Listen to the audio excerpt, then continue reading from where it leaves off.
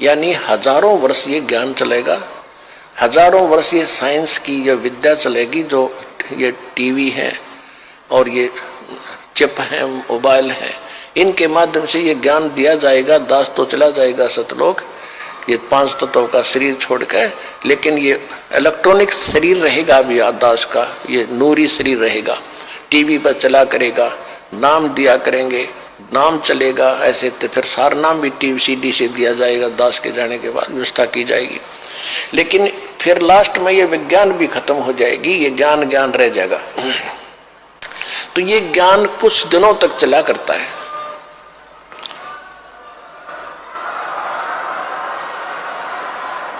तो ये ज्ञान फिर बहुत दिनों तक सुख का सांस लेगा परमात्मा के बच्चे।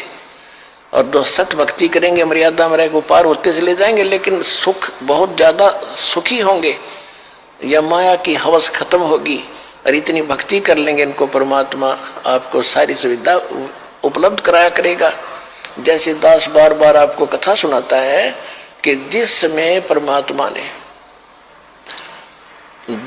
परमात्मा के नाम से झूठी चिट्ठी लिख दी थी कबीर जी के नाम से, और 18 लाख प्राणी साधु संत आगे थे। वो साधु संत कौन थे? घर छोड़कर जंगलों में अपने गुरुओं के पास भक्ति के लिए, भगवान के लिए भटक रहे थे। वो उनकी विशेष प्यारी आत्मा थी।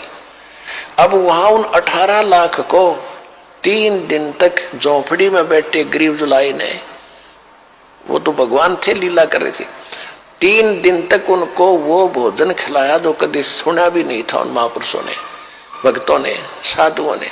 और सोना की मोहर दी और 2 हर दी और छक्के हलवा पूड़ी कचौड़ी जलेबी छक खाओ, अच्छा बखाओ, जन्म का भूखे मरे तेरे भुगड़े खानिए थे होता है। तो उनके लिए जब ये लीला कर दी, पृथ्वी का को माल भी नहीं था, सतलोक से ला दिया जाता ने। तो आने वाले समय में जैसे जनसंख्या बढ़ रही है, 100 वर्ष के बाद क्या खाएंगे ये, अगर ये माहौल नहीं बदलाते?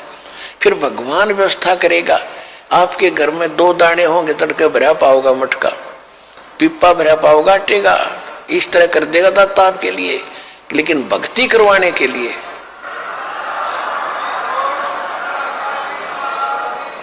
ये उनकी करेगा जो भक्ति करेंगे, और जो बकवाद चाहोगे वो अपना करते रहियो। ठीक है, जैसा भक्ति भजन करेंगे उनका लाभ मिल जाएगा, लेकिन वो उसमें से खड़िए रह जाएंगे। तो इसलिए फिर गोरखनाथ जी ने परमात्मा के चरणों में मत्था टेका, उनके शिष्य बने। अब देखो कितनी बढ़िया धोखा होता हमारे साथ। अब जो इस भक्ति को करके और पार हुए नहीं, देख कितना बड़ा बखेड़ा होगा उनकी जान में। कोई तो जाएगा, जैसे पूरी साधना करते हो आप, प्रथम मंत्र में गणेश जी का, विष्णु जी, लक्ष्मी का, ब्रह्मा जी, सावित्री जी का, शंकर भगवान, पार्वती का, दुर्गा जी के, ये सब नाम जाप करते हो। जो पार नहीं हुए, फिर ये आप अपने इस पुण्य की कमाई इनके लोकों में जाकर बहुत अच्छी सुविधाएं प्राप्त करके वहां ठाठ से देवता बनकर रहोगे। लेकिन बैंक बैलेंस भक्ति का आपका खत्म होगा। जब वहां से खत्म हो गए, फिर ओम नाम का जाप जो सतनाम के साथ आपने जाप किया वो ब्रह्म का बन जाता है। फिर ब्रह्म लोक में जाओगे, ब्रह्म लोक में हजारों युगों तक रहोगे, इतनी गजब की कमाई हो जाएगी आपकी। ब्रह्म लोक में जब पूंजी खत्म हो जाएगी, फिर आपको पृथ्वी पर पटकेंगे, पृथ्वी पर राजा बन जाओगे। कुछ सिद्ध बन जाते हैं जैसे गोरखनाथ जैसे, और फिर दुनिया में प्रसिद्ध हो जाते हैं। कर्म बिगड़ते बिगड़ते ऐसे बिगड़ जाएंगे, फिर गधे बन जाएंगे। और फिर कभी इसी युग में, ये प्राइम टाइम जो चल रहा है, 5505 वर्ष को युग बीत चुका है, उसके बाद ही दाव लगेगा। तो इस करके सावधान रहना, इस भक्ति मार्ग में विचलित ना होना।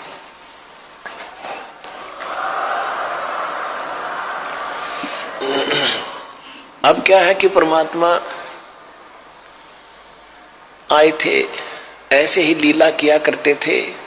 जिस समय गोरखनाथ हार गया और परमात्मा की लीला हुई, गोरखनाथ ने चरण पकड़ लिए, लाखों कई हजारों की संख्या में गोरखनाथ वाले और वैष्णो पंथ वाले परमात्मा कबीर जी के शिष्य हुए।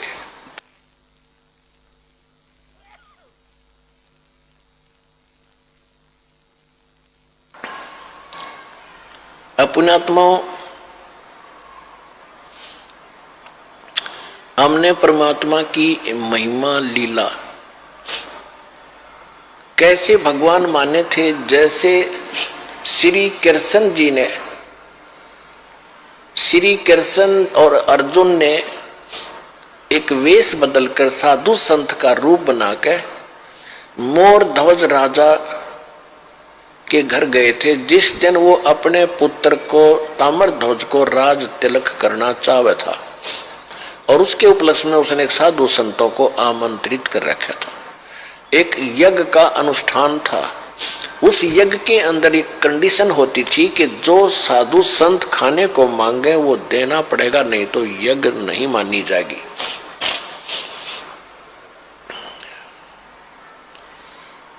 तो ये दोनों चले गए।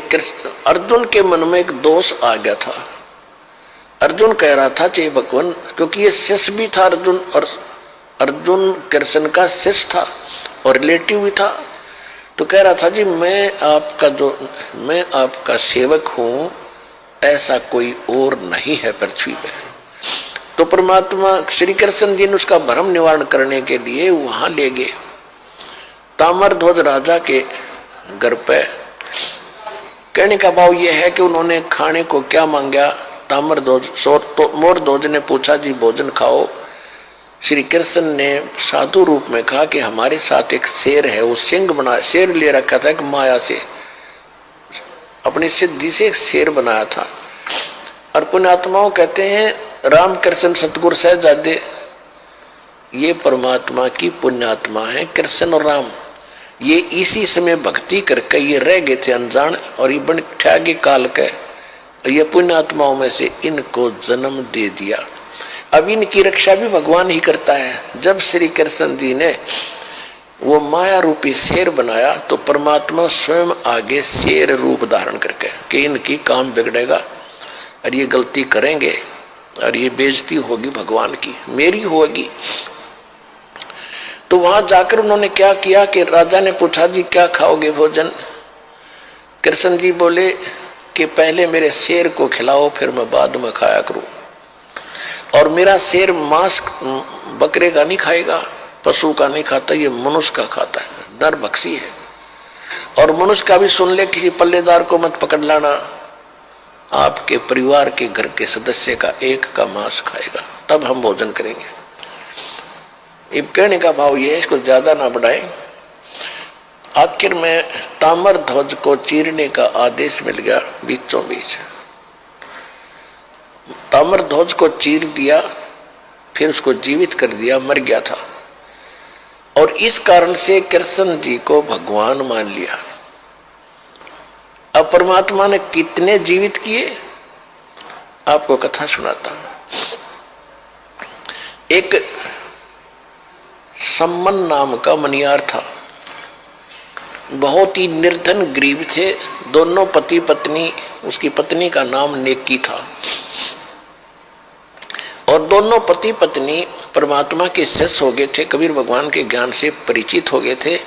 एक उनका लड़का था 10-12 वर्ष का, उसका नाम सेऊ था। सेऊ, शिव कहते हैं उसे, सेऊ कहा करते उसका। तो तीनों के तीनों भगवान के ज्ञान में खूब रंगे हुए थे, और जहां भी वो जाते थे सम्मन और नेकी पति पत्नी चूड़ियां पहनाने के लिए गांव नगर में, तो वहां परमात्मा कबीर जी की चर्चा करया करते थे कि हमारे गुरुजी इतने सक्षम है, हमारे गुरुजी इतने सक्षम है, ऐसे सिकंदर लोधी की जलन का रोग ठीक कर दिया, एक गऊ काट दी थी सिकंदर लोधी ने, वो जीवित कर दी। तो औरतें सुनती थी लेकिन मन में दोष रखती थी कि ये बेकार रखे गरीब आदमी, ऐसे कभी हो सकता है? अगर ऐसा होता तो ये होता वो होता, मतलब मन में अंदर दोष रखती थी, सुन अवश्य लेती थी। एक दिन क्या हुआ कि कबीर परमात्मा जी उनके घर चले गए अचानक।